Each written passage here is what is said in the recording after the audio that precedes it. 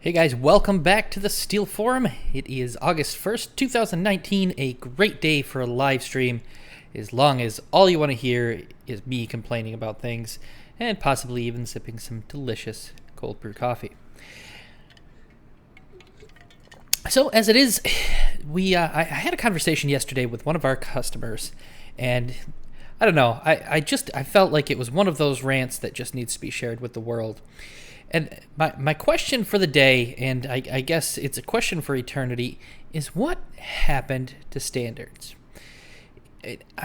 Maybe it's a thing that I have this perception of the olden days, right? That at some point in time, there was a standard for contract drawings and people followed it, right? Like there was this golden plan with the right information shown in the right places in a consistent way. And that's really the thing. When I say standards, I don't mean the quality level, right? Like, yes, I think everybody should have high quality drawings, right? You're a licensed professional. You're producing contract drawings. There are literally lives in the balance, right? Millions of dollars, a lot of work. And yet, we get drawings, every one of us, every day, that are completely unacceptable. Like, they're just terrible. And I know this is, I'm preaching to the converted, and people have heard this before and said it before. But my thing of standards isn't, are they great? I perhaps I've just lost that expectation, right? Like, I'm just used to the fact that drawings are expected to not be good anymore. It's just okay that these drawings are bad. But my complaint is that they're terribly inconsistent. The closest thing that we have a standard for a standard for contract drawing is what Revit Structures happens to spit out with the default settings. And that's like 90% of the contract drawing, well, maybe it's close to 80%. 80% of the contract drawings that we get are done in that kind of Revit style where everything looks the same, the section cuts are the same, and then we do get some benefits from that, particularly when we get electronic contract drawings where all of those links and things come in Bluebeam and it's real friendly. And those look consistent. But then we get these other drawings where it seems like some person did not feel like spending the money on Revit. They instead decided that, you know what, I've got AutoCAD and I've got some really fancy high-class blocks. And I'm pretty sure that I can turn these into a quality set of contract drawings. And then, too, they're always there, and they've got this, I know, I've got a better idea that for how to call out beams. What I'll do is instead of writing, the beam size and how many studs on it, I'll use a key.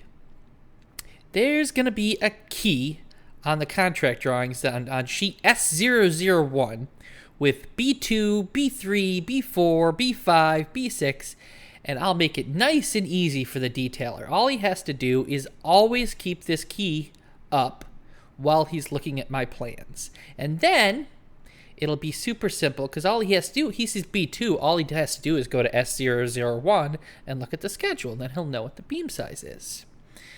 And then you get to, I don't know whose idea this was, but you'll have a non-orthogonal grid system that's dimensioned as if it was an orthogonal grid. So you'll have two parts of the building. You'll have the square part and then a part that's, cockeyed to maybe go along a street or, because architects like to make things difficult. It's tilted at some angle. And instead of dimensioning that as if it were on an angle, rotated, all the dimensions are just horizontal. They're just horizontal. And they're like, as if they're just giving the X and Y coordinates of all the points. Like this is just a big piece of graph paper.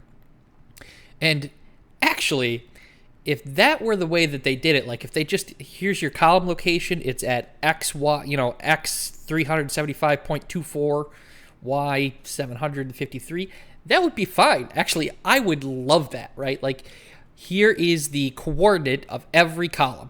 You put that on the column schedule and I will be your best friend. I'll buy you beer. I'll make you some of my delicious homemade cold brew coffee. It's amazing. I promise. And then I'll bring it along, right? I'll send it to you on its own special truck. All you gotta do is give me the coordinates of all the things, right? It is crazy because we have all of that information, right? They know where each of these columns is in the X and Y axis as well as the Z. But instead, we've got this kind of antiquated thing. Now, let me show you a specific set of plans that we're working on right now, because I know that the guys who work for me, they know exactly what it is that I'm talking about. So here is this.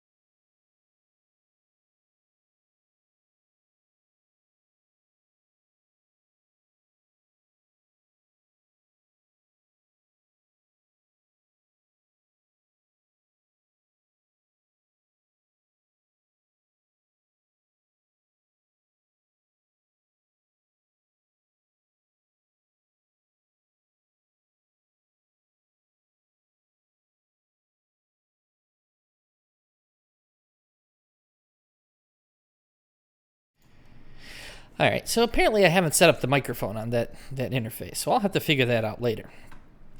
But what I was demonstrating, or at least attempting to demonstrate, was that set of drawings was basically you got two grid systems. You got one rotated and you got one straight, and they dimensioned it all in the same ridiculous manner. And they've given all of these points, and none of them close, right? If you add up all these dimensions on the top, and then you add up those same dimensions on the bottom, they don't add up to each other. And the difference is never much, right? Like, it's usually a 1/16 of an inch. But we're working in a 3D Cartesian world. I need to know exactly where that column is. Close enough is never close enough. You know, if we were drawing this by hand, if it was a 1/16 one way or the other, nobody would care. But if I put that into SDS2 and that beam doesn't intersect with that column at that grid line, that's another issue. A big issue. And that's actually a real pain in SDS2, is if you have a bunch of grid lines that all intersect at about the same point, and you start drawing those beams in there, and it turns out that your beam went to the grid and not the center of the column because those 2 points aren't necessarily the same thing, SDS2 will refuse to make a connection. And it just says connection geometry fails, or some other nonsense message that in no way helps you to understand the problem. So there's a couple people in the chat room who were kind enough to point out that they couldn't hear me. So please let me know that you can, in fact, hear me now, because I believe you can. But these things do happen. So if you give me just 1 second, I'm going to fix that other audio issue.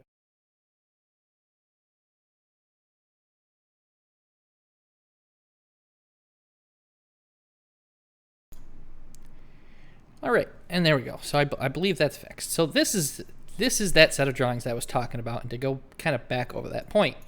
Now, this genius, we'll just say genius, has dimensioned this in some way. Now, here's a 2'7.5" dimension with 2 lines to it. Now, clearly, what this person has done is tried to pull this dimension to this point twice, right? To this point and then this point. And you just know, right, that at least one of these dimensions, they snapped to the wrong point. And it's now my responsibility as the steel detailer who actually has to make things fit to figure out what it was that he was thinking when he did this. How is it that he came up with these ridiculous dimensions? And then you get to something like this, right? Let me see if I can find it. It was a nice... Can anybody in the world tell me which line is going to the centroid of that column? Anybody?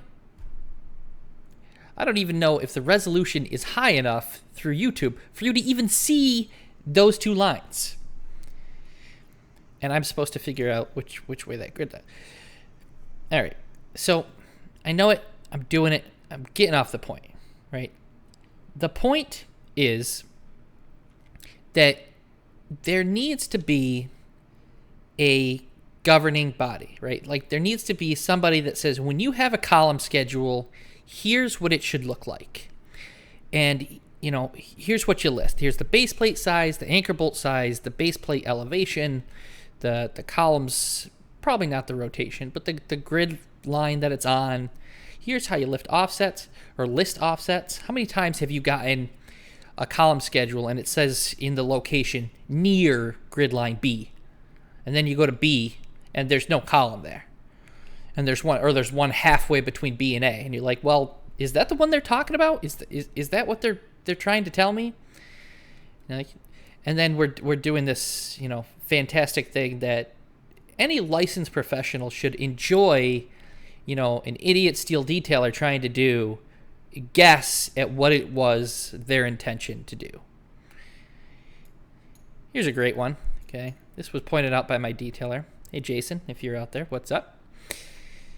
So we've got this beam here, 21 by 50, and then we've got a 12 by 14 at some other distance, and possibly at some other elevation.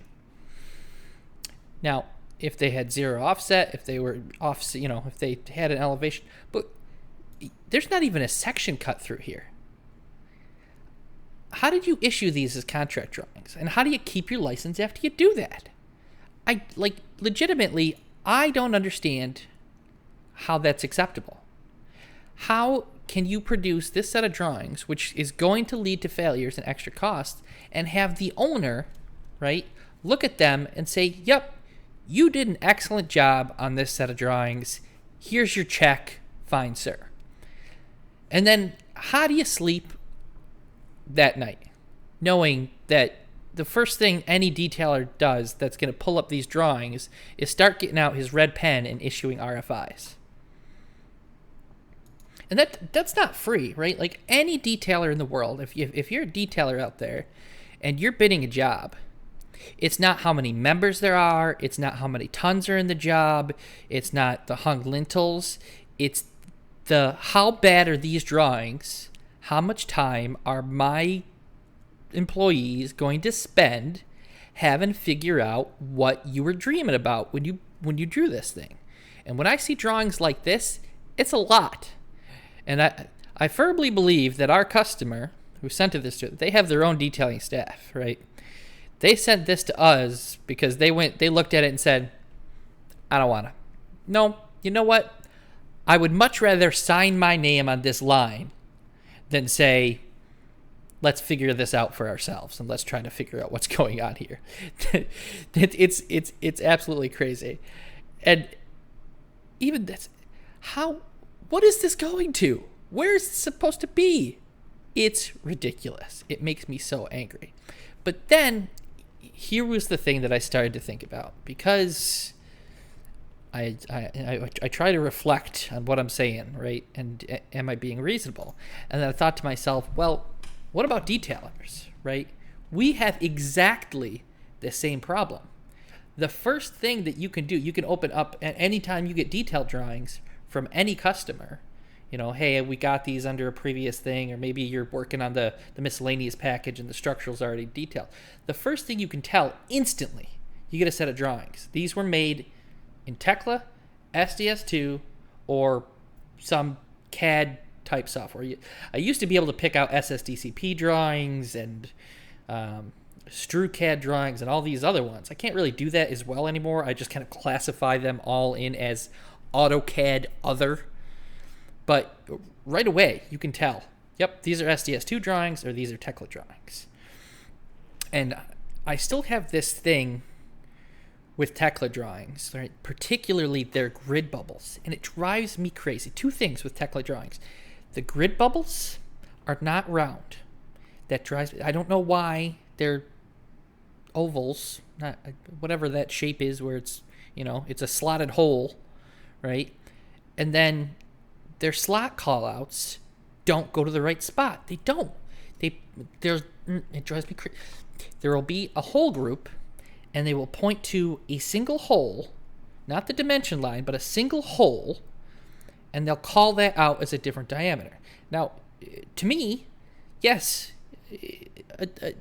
a fitter can figure out in this, in most situations that, yeah, he probably meant all these holes, right? These ones all look like they're a different size. But that's not steel detailing, right? We have standards, and we have them for a reason. And you were making this software, right? Why did you not make it to follow the standards? A grid bubble is round. It just is. That's a grid bubble. Just like you shouldn't use the letter I when you're making your grids, a grid bubble is round. It's not the same thing. It's just not. It's just like SDS2 has the same thing. It will try to dimension looking at the toes of an angle instead of looking at the back of an angle. And, my detailers are constantly giving me a hard time. Can't we just look at the toe?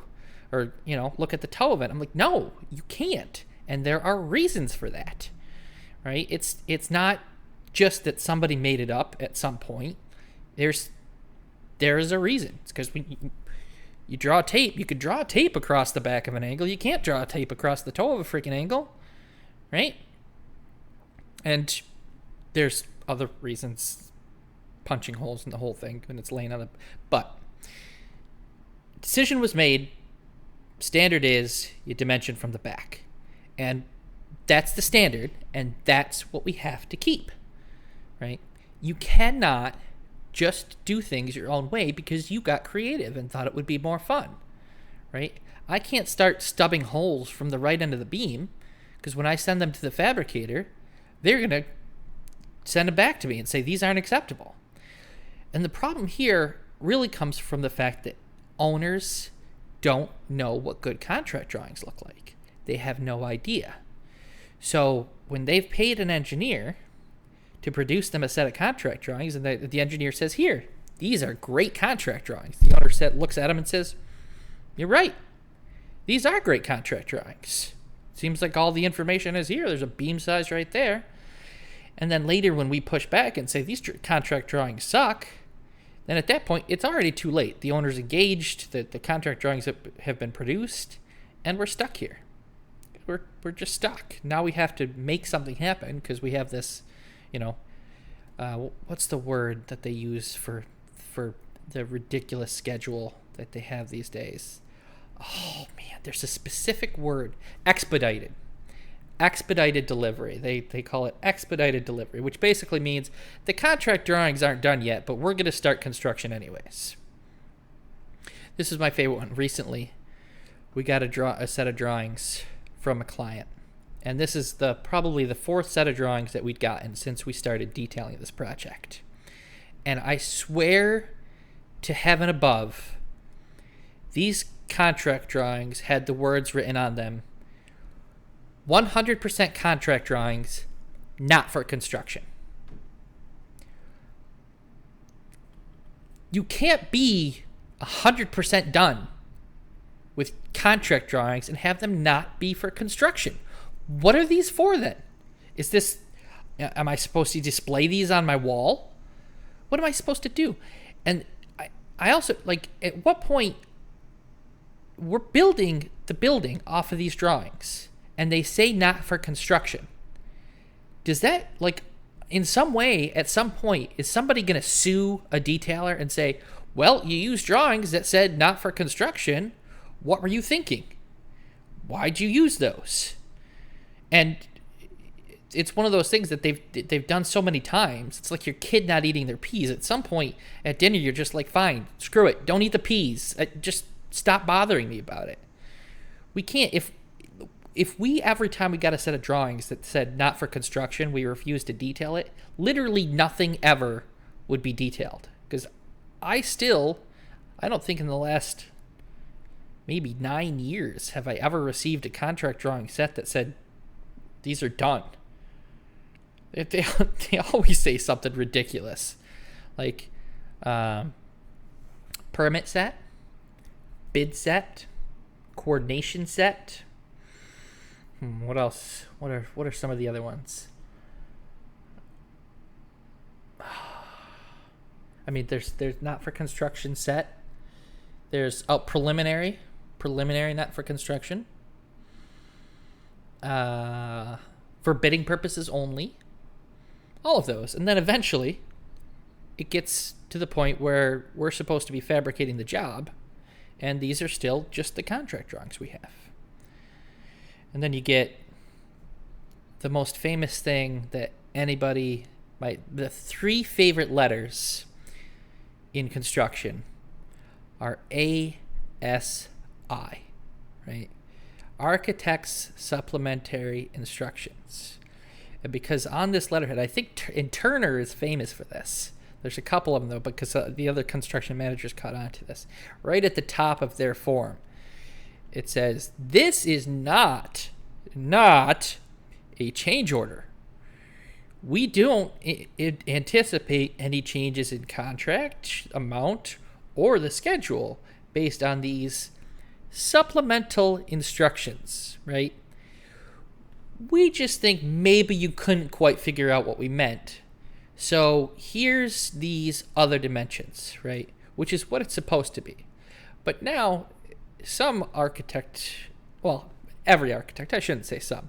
Every architect and engineer has figured out that maybe if I put all of these changes on an ASI form and send it out, maybe they'll just, some idiot fabricator will think, well, it's not a change. It says so right there, so I shouldn't bill them. Maybe it happened once, because I've worked with some fabricators who just had no idea how to track change orders. But I think if it did happen, it was just luck, right?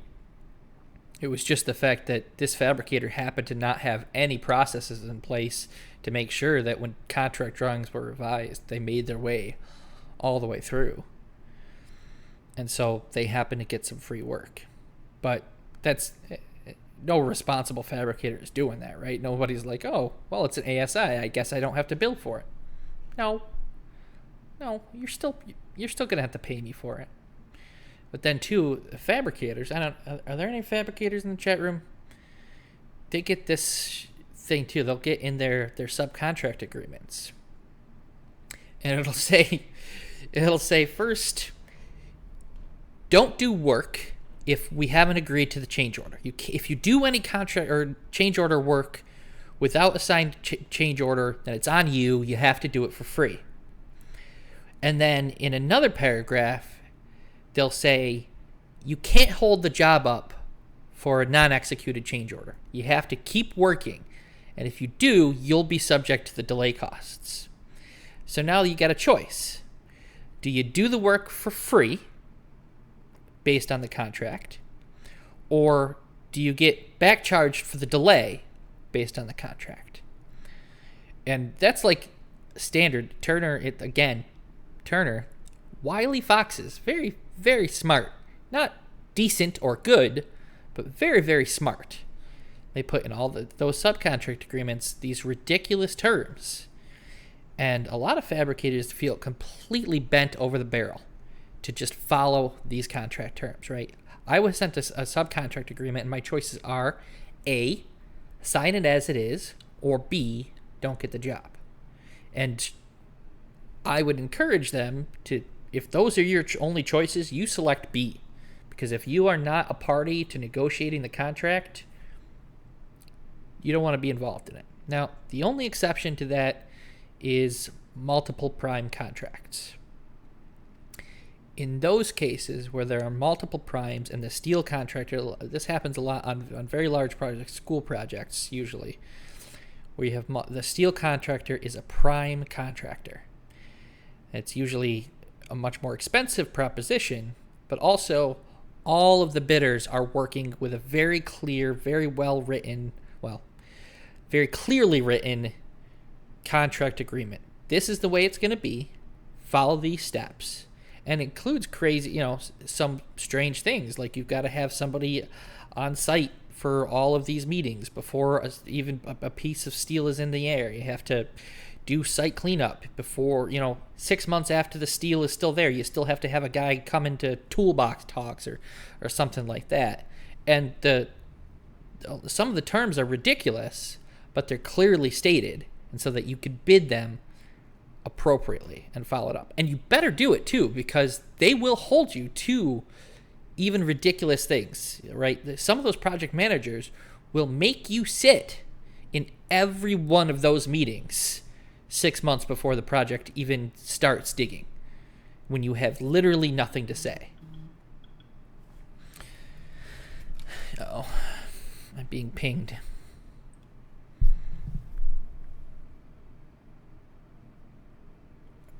All right. It was non-steel related. Nobody's yelling at me for the content of my things. So, now I don't even remember what I was talking about. But I'm using these contract drawings, these terrible, terrible contract drawings, as my inspiration for things to complain about. I've got my favorite one, the asterisk, right? It's not a W8 by 10. It's a W8 by 10 asterisk. And then you have no guiding note on the sheet. There is nothing that says asterisk means this. You just have an asterisk. And not everywhere either, that you could just ignore it. Some beams have an asterisk. And somehow it has made it past the bid stage with nobody asking, what the heck does this asterisk mean? And then, so you submit an RFI. Hey, what does this asterisk mean? And they come back with we left that note out. Here's our ASI. Asterisk indicates that beam is rolled. No, it does not. That is, no. Nope. Oh, we didn't mean rolled. We meant cambered. Okay. How much camber? Well, we didn't really think about that. Let us get back to you. Tick-tock. Right? Tick-tock. Tick-tock. The weeks go by. And again, this information has to have been prepared at some point. Somebody in this design firm must know what the camber on these beams are. There's no way, there's almost no way that they've made it through the design of this building without figuring out what the camber is on these things. But your RFI goes to the fabricator, if you're working as a sub to the fabricator. Then it goes to the construction manager. Then it'll go to their boss, the project manager, maybe to a project expediter if you're working for, my friends at Turner.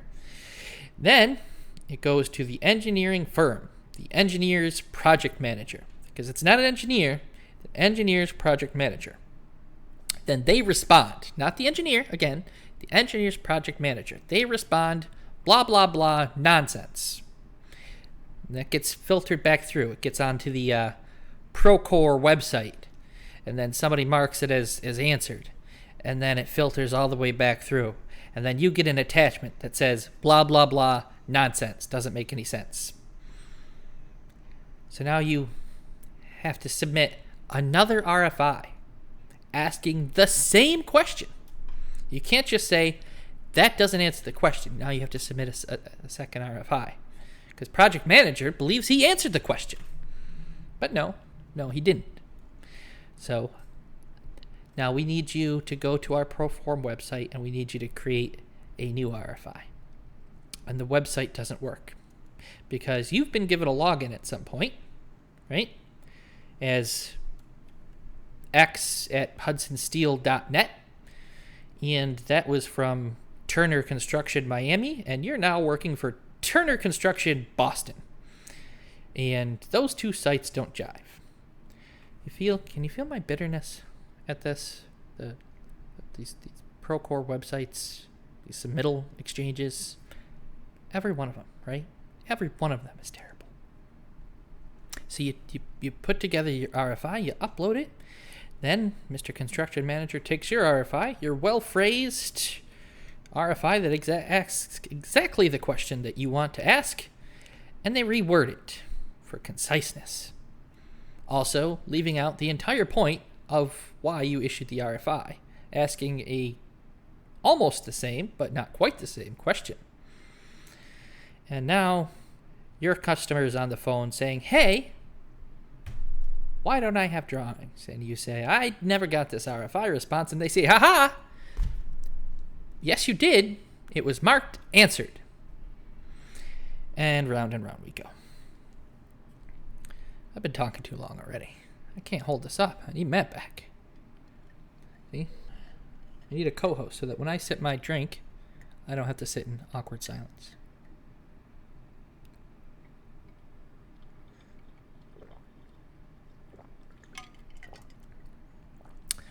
But Matt, now I'll remind you, Matt is an experienced steel detailer.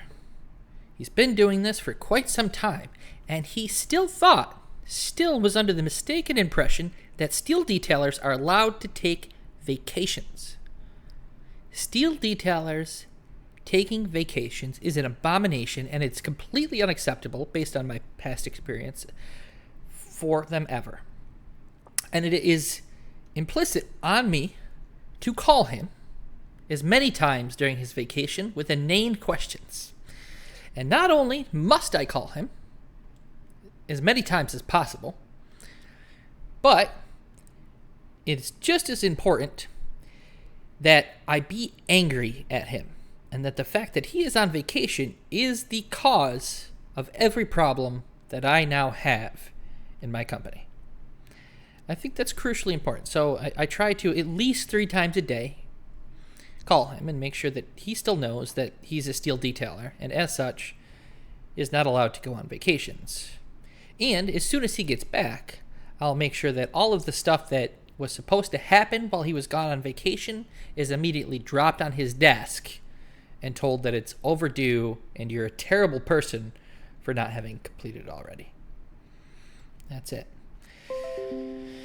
So, all right, I think I'm done with my rant today, but we do need standards, and I want to talk about it more, particularly in regards to the NISD and why the NISD should be creating a set of standards as detailers. So, and with that, of course, my phone rings.